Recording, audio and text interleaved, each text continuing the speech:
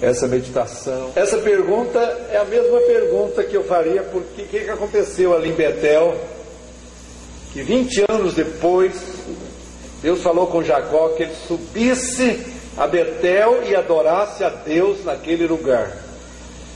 E o que levou Jacó, em contrapartida, a reagir, dizendo à sua família, a todos que estavam com eles, e dizendo: vamos nos levantar e vamos subir a Betel.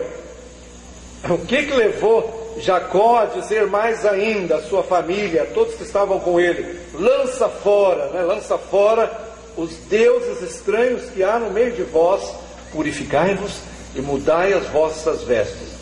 Alguma coisa aconteceu ali que teve um impacto muito profundo na vida de Jacó. Algo aconteceu ali que aconteceu ali tão tremendo que não tinha como continuar vivendo descuidado e vivendo de qualquer maneira, de qualquer modo. Não tinha como continuar vivendo como se vive todo dia. Betel era um lugar cheio de profundo significado para Jacó. Era um divisor de águas para ele, um lugar em que Deus havia se manifestado, e manifestado de uma forma impressionante. Aquele lugar tinha como que falava, o próprio lugar falava, e Deus falava usando aquele lugar e falava ao coração dele. E alguns significados é que eu queria destacar aqui, porque eu creio que é no fundo a razão por que esse momento está acontecendo aqui. Por que me trouxeram de longe para esse momento de adoração, de louvor? Que o Senhor me trouxe aqui também para louvar e glorificar o nome do Senhor, fazer um altar aqui. Deus está querendo alguma coisa, está falando alguma coisa muito importante para nós. O que aconteceu ali? Então a gente observa aqui 3 significados que eu queria destacar no que ocorreu ali. Eu quero trazer para nós aqui também 3 significados. Por que vir àquele lugar e ali cultuar e adorar o Senhor?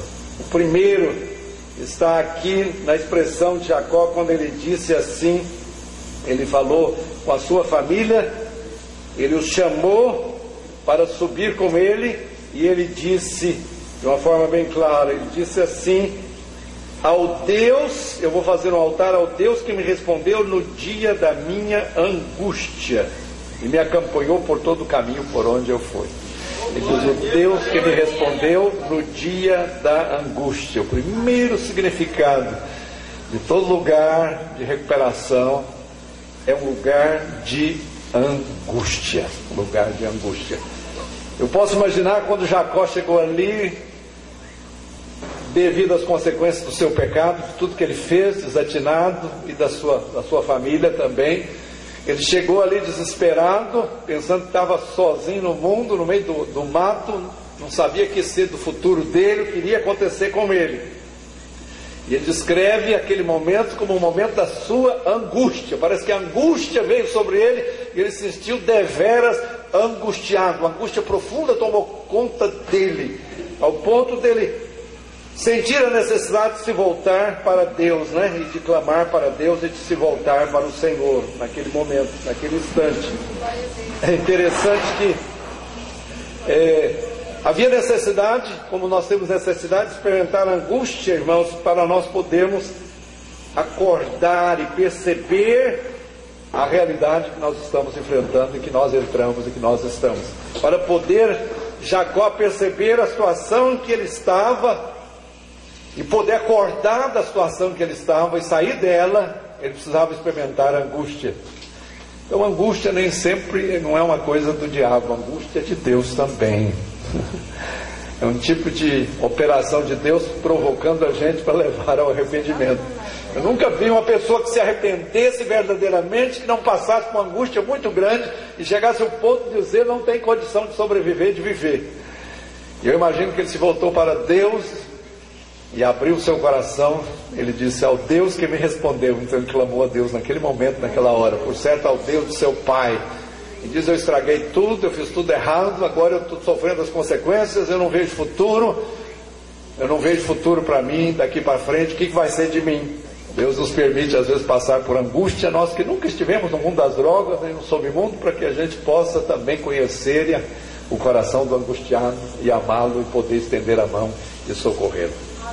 Queridos, é o lugar, né? Ele falou, Deus que me respondeu no dia da minha angústia. É o lugar onde todo angustiado ou apertado chega e ele pode ser alcançado e pode ser ajudado. Será que tem um lugar para a gente ir na nossa angústia? Tem um lugar que quando a gente está angustiado, tem ou para onde a gente ir e onde a gente se voltar para sair daquela situação? Tem um lugar.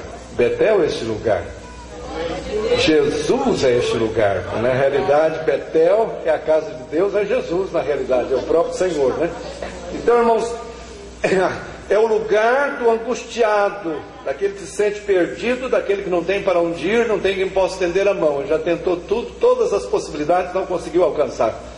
E agora, como último cartucho, sempre assim, o homem no último cartucho ele se volta para Deus. Ele tenta tudo, peleja tudo, quem sabe eu consigo escapar. Eu consigo sobreviver sem precisar de Deus, sem precisar me render a Deus. Mas Deus traz angústia para que ele chegue ao ponto de dizer, não tem outro caminho, eu tenho que voltar, fazer o caminho de volta para Deus e para o Senhor. Então angústia, nem sempre a angústia é algo do inimigo. A angústia também é algo de Deus para nos trazer no lugar onde Ele possa me alcançar e te alcançar. E ele podia subir lá para agradecer a Deus, porque naquele dia em que ele estava angustiado, na sua angústia, ele pôde experimentar o que ele experimentou. Então, o primeiro significado daquele lugar significa que tem um lugar onde todo angustiado pode ir e ele pode ser aceito, pode ser recebido, e ele pode encontrar um coração aberto para sentir o que ele está sentindo e responder o que ele está precisando e necessitando. Tem este lugar, e precisa ter este lugar em toda parte, em todo lugar. Precisa ter este lugar. Mas não só era o lugar da angústia, mas também é o lugar do sonho também. Interessante que ele teve um sonho, depois de angustiado, eu imagino que ele dormiu de angústia. Eu já dormi assim de angústia na minha vida, quando eu me afastei de Deus, acreditando lá no meu seminário, nos professores, que realmente o sobrenatural não existia e que Jesus era uma lenda, era uma figura. Eu entrei numa angústia tão grande na minha vida e não sabia para onde que eu me virava. Não pude deixar o pastorado, porque a experiência que eu tive com Jesus quando criança, com 14 anos, o chamado foi muito forte. Eu não consegui deixar. Mas eu entrei num estado de angústia muito grande. E minha mãe dizia para mim, quando eu voltei para o Brasil, né? Ela dizia, meu filho, angústia é para velho. Você tem 20 e poucos anos, 20, 21, 22, 23, para você estar angustiado dessa forma.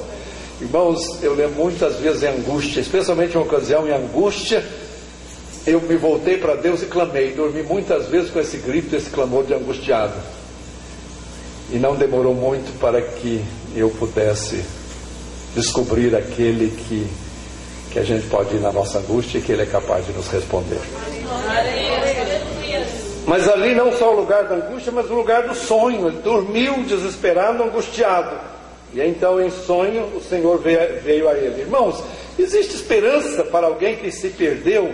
Uma das coisas que nós lutamos muito em recuperação, existe esperança ainda. Às vezes há casos em que a pessoa recai, tem recaídas frequentes, vai e volta, vai e vem, parece que não tem saída. Existe ainda esperança. Será que ainda tem esperança? Um lugar em que, mesmo com tudo que aconteceu, com todas as quedas, ainda é possível alguém poder ser levantado? Será que o sonho não morreu de uma vez e acabou, não tem mais jeito? Tem este lugar, irmão. O texto vocês leram, afirmaram comigo. Quando Jacó acordou, ele afirmou, na verdade Deus está neste lugar e eu não sabia. Ele não tinha consciência nenhuma que Deus estivesse ali. Ele achou que ele estava sozinho, totalmente sozinho. É assim que nós nos sentimos na vida, estamos totalmente sozinhos, né? Não pensava que Deus poderia estar ali de forma nenhuma, né? E ele diz, tremendo, ele diz, quão temível este lugar. Este lugar não é outro lugar senão a casa de Deus, a porta dos céus. Parecia um sonho para ele, como realmente parecia um sonho, mas na realidade não era um sonho, era Deus que estava conseguiu uma brecha para entrar na vida de Jacó. Quando angustiado você faz uma oração, você abre uma brecha para o Espírito Santo que está aguardando, para ele ter um jeito de entrar dentro da sua vida e começar a trabalhar. Foi o que aconteceu aqui. E Jacó, eu imagino que ele naquela hora, ele ele tinha 3 gritos de desespero. Primeiro, eu estou abandonado deste mundo, sem ninguém, totalmente desamparado. O segundo grito dele, ele diz: eu estou desprotegido nesse mundo, qualquer coisa pode me acontecer, eu posso ser destruído e a minha vida será acabada. E o terceiro grito: eu sou um homem sem futuro, não tem futuro para mim. Naquele sonho, você observe a resposta de Deus para ele, impressionante. Primeiro o Senhor disse: eu estou contigo. Aleluia. Apesar de ele não merecer, não havia mérito nem merecimento nenhum nele, mas o Senhor disse: eu estou contigo. E a segunda palavra que o Senhor disse, ele disse: e eu vou te guardar por onde quer você for. Eu vou te guardar por onde quer que você for. Guardar, irmãos, a pessoa que está toda errada.